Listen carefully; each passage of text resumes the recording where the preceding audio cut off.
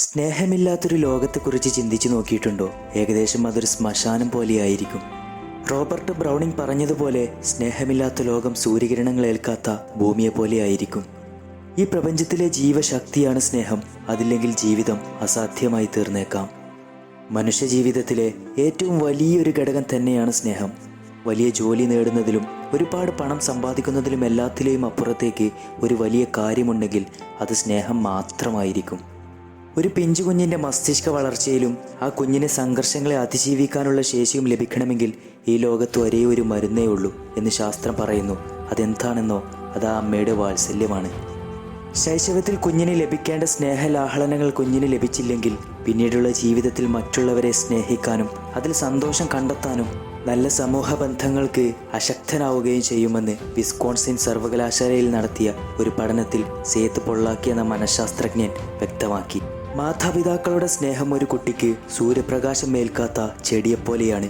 സൂര്യപ്രകാശം ലഭിക്കാത്ത വൃക്ഷച്ചോലയിൽ നിൽക്കുന്ന ചെടികൾ വളരുന്നത് കണ്ടിട്ടില്ലേ? സൂര്യപ്രകാശം ലഭിക്കുന്ന വശത്തോട്ട് ചാഞ്ഞു പോകുകയും തായ്തണ്ട് വളഞ്ഞ് ചെടി വികൃതമായി തീരുകയും ചെയ്യും. അതുപോലെ സ്നേഹദാഹം അനുഭവിക്കുന്ന ഒരു കുട്ടി എവിടെ നിന്നെങ്കിലും സ്നേഹത്തിന്റെ അനുഭവം ലഭിക്കുമ്പോൾ അവരറിയാതെ അതിൽ ആകൃഷ്ടരാകുന്നു. പലപ്പോഴും അവൻ ഈയാമ്പാറ്റുകൾ തീനാളത്തിൽ എന്ന പോലെ ഇത്തരം ബന്ധങ്ങളിൽ ചിറകരിഞ്ഞ് വീഴുകയും ചെയ്യുന്നു. ഈ കുട്ടികൾ ചാറ്റിങ്ങിലൂടെയും പരസ്പരം അറിയുക പോലുമില്ലാത്ത ഇവരുടെ സ്നേഹബന്ധങ്ങൾ ആദ്യമൊക്കെ വലിയ പൂന്തോട്ടമായും ഹരമായും അനുഭവപ്പെടുമെങ്കിലും പിന്നീട് അവ സംഘർഷങ്ങൾക്കും സങ്കടങ്ങൾക്കും ഇടവരുത്തുന്നു. ഏതു പ്രണയത്തിൻ്റെ ഹിസ്റ്ററി എടുത്തു നോക്കിയാലും അവർ പ്രണയമില്ലാത്ത കാലത്തേക്കാൾ ബുദ്ധിമുട്ട് അനുഭവിച്ചിട്ടുള്ളത് പ്രണയമുള്ള കാലത്തായിരിക്കും. ഒട്ടുമിക്ക പ്രണയങ്ങളിലും സന്തോഷം സംഘർഷമായി വളരുന്നതായാണ് അനുഭവങ്ങൾ തെളിയിക്കുന്നത്. പക്ഷേ ഈ സ്നേഹമല്ല നാം ഇവിടെ ഉദ്ദേശിക്കുന്നത്. ഒരു കുട്ടിയുടെ ജീവിതത്തിൽ പോലും സ്നേഹത്തിന് ഇത്രയ്ക്കും ഇമ്പോർട്ടൻ്റ് ആണ് എങ്കിൽ തിരക്കേറിയ ജീവിതപാതയിൽ സഞ്ചരിക്കുന്ന ഒരു മനുഷ്യന് എത്രത്തോളം ഇമ്പോർട്ടൻ്റ് ആയിരിക്കുമല്ലേ സ്നേഹം? ന്യൂട്ടന്റെ ചലന നിയമം അനുസരിച്ച് ഓരോ പ്രവർത്തിക്കും അതിന് തുല്യമായൊരു പ്രതിപ്രവർത്തനമുണ്ടല്ലേ. അതുകൊണ്ട് നാം ധാരാളമായി സ്നേഹിക്കുക. അതൊരു പക്ഷേ കുഞ്ഞിനോടാവാം, ഭർത്താവിനോടാവാം, നമ്മുടെ മാതാപിതാക്കളോടാവാം, നമ്മുടെ സുഹൃത്തുക്കളോടാവാം, ടീച്ചേഴ്സിനോടാവാം, സമൺ എൽസ്. എല്ലാവരെയും മനസ്സ് നിറഞ്ഞ് സ്നേഹിക്കുക. സ്നേഹം നൽകുമ്പോൾ സ്നേഹം ലഭിക്കുന്നു. സ്നേഹം സ്നേഹത്തെ സൃഷ്ടിക്കുന്നു. സ്നേഹമാണ് ഒരു വ്യക്തിയെ പൂർണ്ണ മനുഷ്യനാക്കുന്നതും. മാനസിക സംഘർഷങ്ങൾ അകറ്റി ജീവിതത്തിൽ സന്തുഷ്ടിയും സമാധാനവും കൈവരിക്കുന്നതിന് സ്നേഹത്തിന് അത്ഭുതകരമായൊരു ശേഷിയുണ്ട്. അതുകൊണ്ട് തന്നെയാണ് സൈക്കോതെറാപ്പിയുടെ ഭാഗമായി മനഃശാസ്ത്രജ്ഞൻ മറ്റുള്ളവരെ സ്നേഹിക്കാൻ വേണ്ടി രോഗികളെ പ്രേരിപ്പിക്കുന്നതും. ഒരു ഭ്രാന്തനെ പോലും യഥാർത്ഥ ബുദ്ധിയിലേക്ക് തിരിച്ചു കൊണ്ടുവരാൻ ഈ സ്നേഹത്തിന് ശക്തിയുണ്ടത്രേ. നിങ്ങളുടെ ഉള്ളിൽ സ്നേഹമെന്ന വികാരമുണ്ടാകുമ്പോൾ നിങ്ങളുടെ ശരീരത്തിൽ ഒരു രാസമാറ്റം സംഭവിക്കുന്നു. അതായത് നിങ്ങളുടെ തലച്ചോറിൽ ഓക്സിറ്റോക്സിൻ എന്ന ഒരു ഹോർമോൺ ഉൽപ്പാദിപ്പിക്കപ്പെടുന്നു. ഇത് ഉൽപ്പാദിപ്പിക്കപ്പെടുമ്പോൾ നിങ്ങളുടെ തലച്ചോറിൽ നിന്നും നിങ്ങളുടെ സംഘർഷങ്ങളും പ്രശ്നങ്ങളുമെല്ലാം മുട്ടുമടക്കാൻ തുടങ്ങും. നിങ്ങളുടെ വേദന കുറയുകയും ഉറക്കം മെച്ചപ്പെടുത്തുകയും ഹോർമോൺ ശക്തി വർദ്ധിപ്പിക്കുകയും ചെയ്യുന്നതിലുപരി ഓട്ടിസം സ്പെക്ട്രം ഡിസോർഡർ പോലുള്ള മാനസിക അവസ്ഥകൾ ചികിത്സിക്കുന്നതിന് പോലും ഇത് ഗുണകരമാവുന്നു. ഇതിലപ്പുറം നിങ്ങൾക്ക് ഒരു നാച്ചുറൽ ലഹരിയും ഈ ലോകത്തിന് ലഭിക്കാനില്ല. സ്നേഹത്തിന് മനുഷ്യായുസ്സുമായും രോഗമായും ബന്ധമുണ്ടെന്ന് പറഞ്ഞാൽ നിങ്ങൾ വിശ്വസിക്കുമോ? ഇല്ലെങ്കിൽ വിശ്വസിച്ചേ മതിയാകൂ.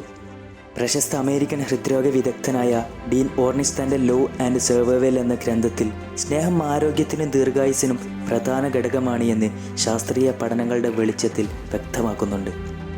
ആധുനിക മനഃശാസ്ത്രത്തിൻ്റെ പിതാവ് എന്ന് വിവക്ഷിക്കപ്പെടുന്ന സിഗ്മണ്ട് ഫ്രോയിഡ് പറഞ്ഞത് രോഗികളാവാതിരിക്കാൻ വേണ്ടി നാം സ്നേഹിക്കണമെന്നാണ്.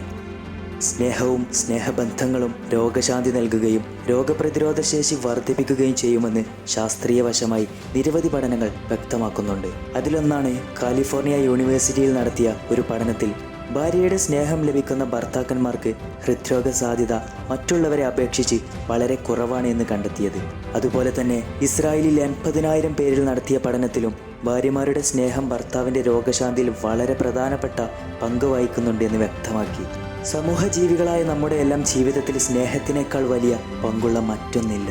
അമേരിക്കൻ പ്രസിഡന്റ് ആയിരുന്ന ജോൺ എഫ് കന്നഡിയുടെയും പിന്നീട് ധനാഢ്യനും കപ്പൽ രാജാവുമായിരുന്ന ഒനാസിസിൻ്റെയും ഭാര്യയായിരുന്ന ജാക്ലിൻ പറഞ്ഞ വാക്കുകൾ വളരെ സ്മരണീയമാണ്. ഞാൻ ലോകത്തിലെ ഏറ്റവും ശക്തനായ മനുഷ്യൻ്റെയും ഏറ്റവും ധനവാനായ വ്യക്തിയുടെയും ഭാര്യയായിട്ടുണ്ട്.